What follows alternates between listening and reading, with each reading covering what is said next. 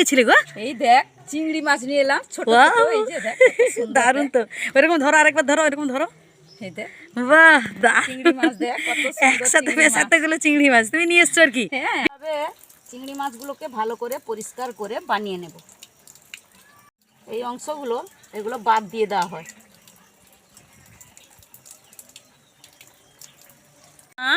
কোথায় গেছিলে তুমি? চিংড়ি মাছের মালাইকারি তৈরি করবে, তুই কোথায় চলে গেছিলে? আরে নারকেল নাই, আমি তোর কাকিমার বাড়ি থেকে নারকেল একটা নিয়ে এলাম, দেখেছিস? কত বড় নারকেল মা! বাসছে বেশ সুন্দর, নিয়ে বড় এলাম একটা নারকেল গো। নিয়ে এলাম, বুঝেছিস? ছিল না, আমি এখন ছাড়িয়ে নিব ভালো করে, দিয়ে ভালো করে এর দুধটা চিপড়ে নিব, নিয়ে রান্নাঘরে নিয়ে চলে যাব। চল তাড়াতাড়ি চল। আজকে রান্না করতে দেরি হয়ে গেছে জানিস তো, কারি পাতা আনতে গেছিলাম, কারি পাতাটাও তো লাগবে, তাই রান্না করতে দেরি হয়ে গেল। নিয়ে এলাম বাগান থেকে, দিয়ে রেখেছিলাম, হলুদ এবং লবণ দিয়ে ভালো করে মাখিয়ে নিচ্ছি। গরম হয়ে গেছে মনে হয়। এই চিংড়ি মাছগুলো একটা একটা করে দিয়ে দেব। চিংড়ি মাছগুলো এইভাবে আপনারা ভেজে নেবেন, দেখুন কত সুন্দর লাগছে। এই চিংড়ি মাছ না আমাদের ওই মানে সমুদ্রের পাশে বাড়ি তো, তাই প্রচুর বিভিন্ন রকমের চিংড়ি মাছ পাওয়া যায়।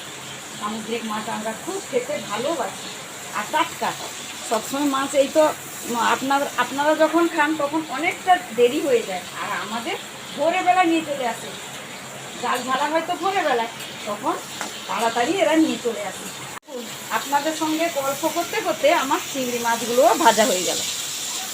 এরপর আমি চিংড়ি মাছগুলো একটা একটা করে তুলে নেব। কড়াইতে তেল ছিল, আমি আর অল্প করে একটু তেল দিলাম। তেল গরম হয়ে গেছে, ওই যে দেখছেন আমি তেজপাতাটা দিয়ে দিলাম,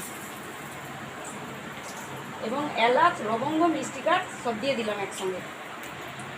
দিয়ে দিব কালো জিরা, ওই জিরা দিলাম, কাঁচা জিরা দিয়ে দেব, পেঁয়াজ কুচি,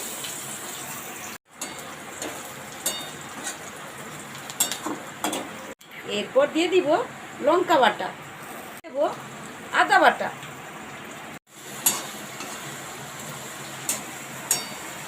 এরপর দিয়ে দেব টমেটো কুচি,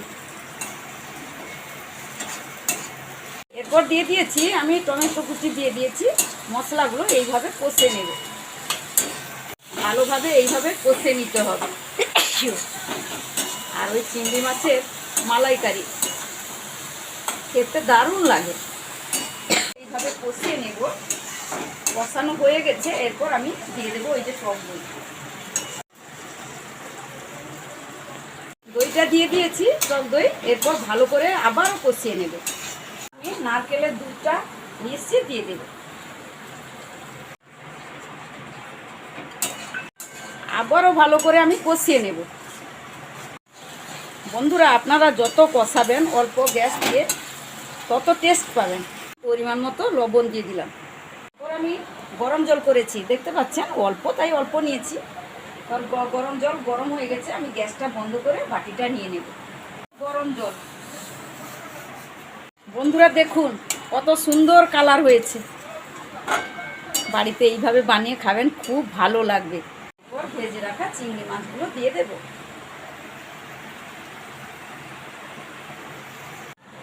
এরপর বাগানের কাঁচা লঙ্কা আমি দিয়ে দেব, এরপর দিয়ে দেব কারি পাতা,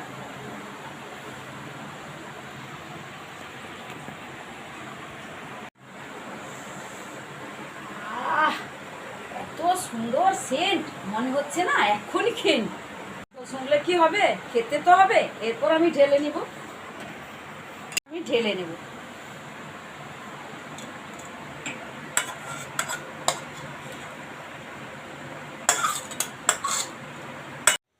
দেখুন আমি চিংড়ি মাছের মালাইকারি করে নিয়ে চলে এসেছি। এরপর তো একটু খেয়ে দেখব কেমন হয়েছে। এই যে চিংড়ি মাছটা আমি বের করলাম, বের করে একে ছাড়াতে হবে। কালারটাও দারুণ হয়েছে। এরপর একটু খেয়ে দেখব।